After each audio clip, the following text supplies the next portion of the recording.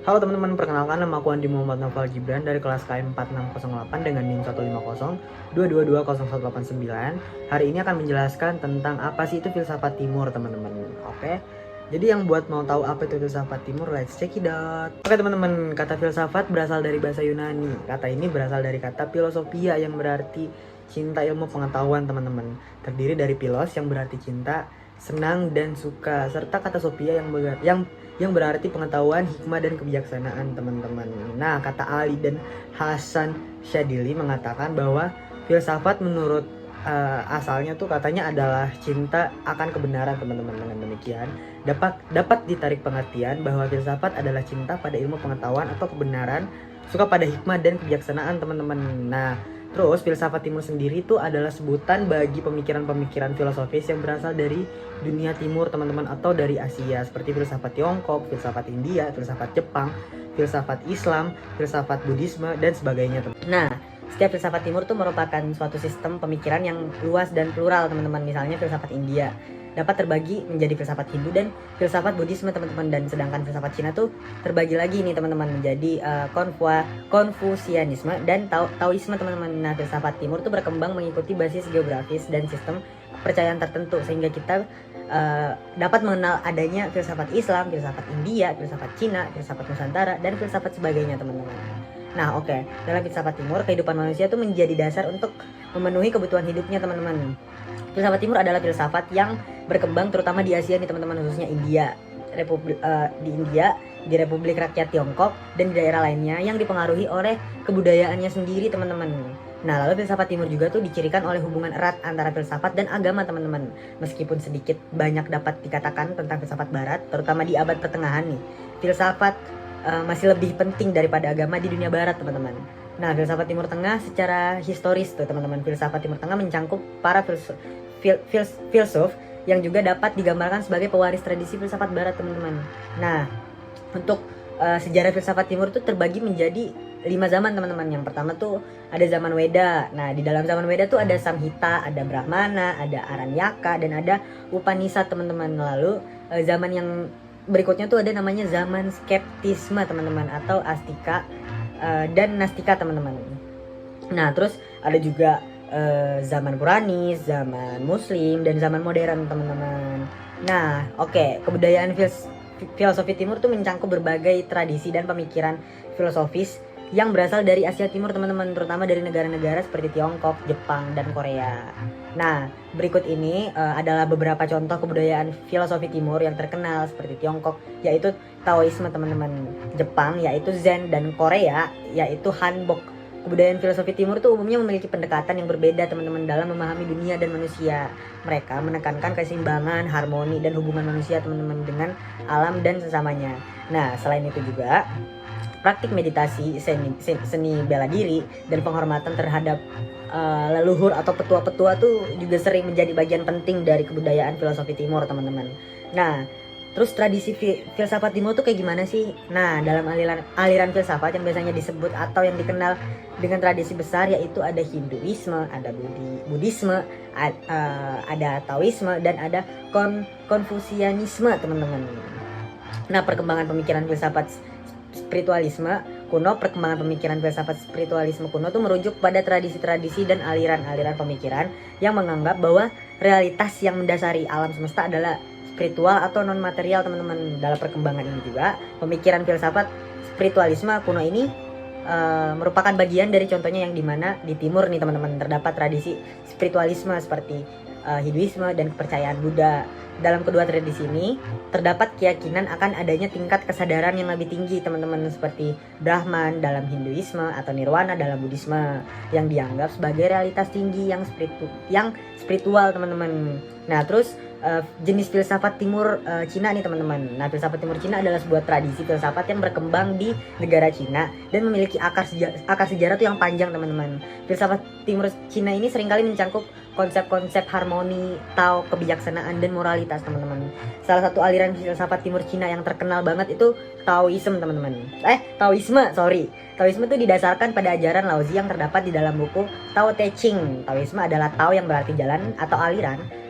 Taoisme itu mengajarkan bahwa ada kekuatan alam yang mendasari segala manusia segala sesuatu dalam kehidupan, dan manusia juga harus hidup selaras dengan aliran alam tersebut, teman-teman. Nah, terus kalau jenis filsafat Timur India nih.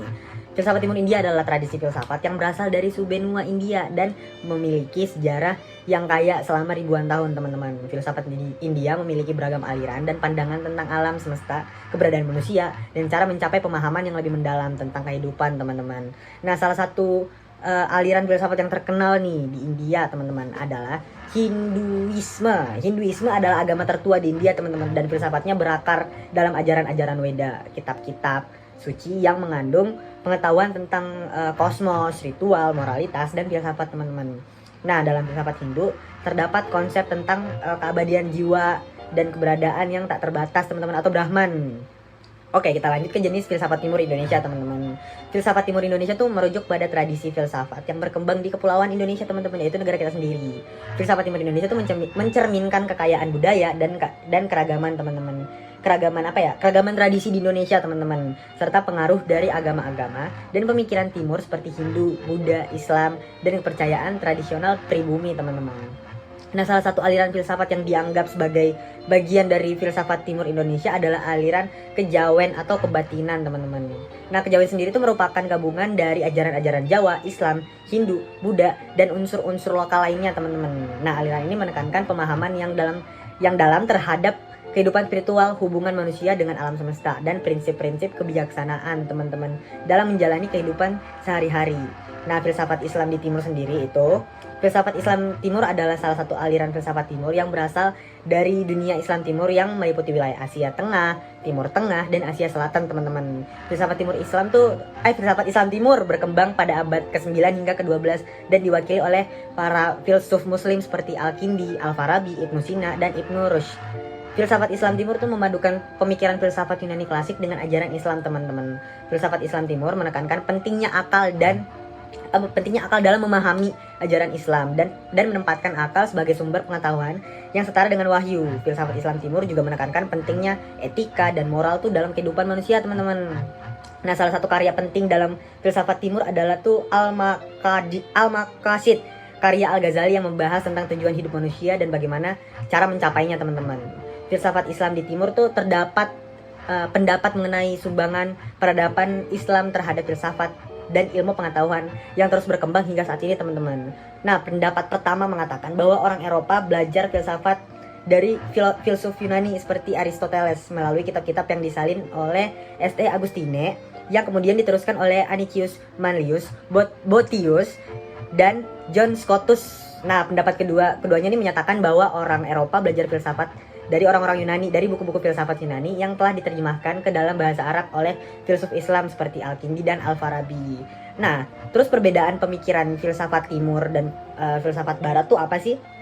Nah, filsafat Barat dan filsafat Timur tuh tampak amat berbeda. Nah, sebab perkembangan di dalam budaya yang amat berbeda, teman-teman. Dan sepanjang sejarah tidak terlalu banyak pertemuan di antara keduanya, kecuali di dalam filsafat Islam. Nah, meskipun demikian, bukan berarti tidak ada persamaan di antara keduanya, teman-teman. Seperti itu. Nah, simpelnya kayak ini deh, teman-teman. Filsafat Timur tuh lebih contohnya itu lebih meyakini tentang agama, tentang hal-hal yang mungkin bisa dibilang tanda kutip tidak masuk akal ya, teman-teman. Nah, sedangkan filsafat Barat itu lebih logis lah pemikirannya, teman-teman. Kayak satu contoh kasus gini deh. Misal kita melihat suatu barang nih, teman-teman, bergerak nih, set. Nah, orang-orang yang menganut filsafat Timur tuh pasti mengatakan kayak itu ada setan lah, atau enggak ada makhluk halus yang gerakin lah, atau enggak ada sesuatu yang tak kasat mata yang menggerakkan benda tersebut, teman-teman. Nah, kalau filsafat Barat melihat kejadian atau case tersebut tuh berpikiran kalau mungkin ada angin atau ada sesuatu yang lebih logis lagi yang bisa dicerna oleh otak-otak mereka, teman-teman. Nah, seperti itu. Oke, teman-teman, mungkin sekian dulu penjelasan aku tentang apa sih itu filsafat Timur dan perbedaan filsafat Timur dan filsafat Barat itu seperti apa. Mungkin di video ini masih banyak kurangnya banget, teman-teman. Mohon maaf kalau masih banyak kurangnya banget di video ini. Mohon maaf banget kalau perkataan saya mungkin masih banyak banget yang belibet atau yang kayak gimana, teman-teman. Terima kasih telah menonton video ini. Assalamualaikum warahmatullahi wabarakatuh. Bye bye. Halo teman-teman, perkenalkan nama aku Andi Muhammad Naufal Gibran dari kelas KM 4608 dengan NIM 150 2220189. Hari ini akan menjelaskan tentang apa sih itu filsafat timur, teman-teman. Oke. Jadi yang buat mau tahu apa itu filsafat timur, let's check it out.